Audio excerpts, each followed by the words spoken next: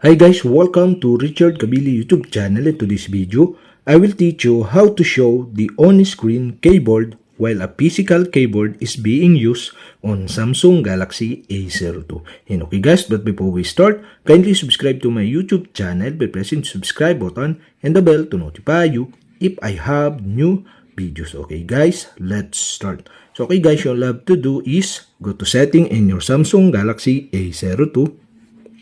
In settings, scroll down and go to general management.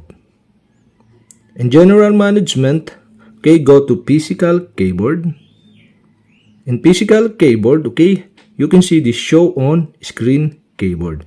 And on the right side, you can see the switch button. And okay guys, to show the on-screen keyboard while a physical keyboard is being used, okay, you'll have to do is switch on the switch button on the right side.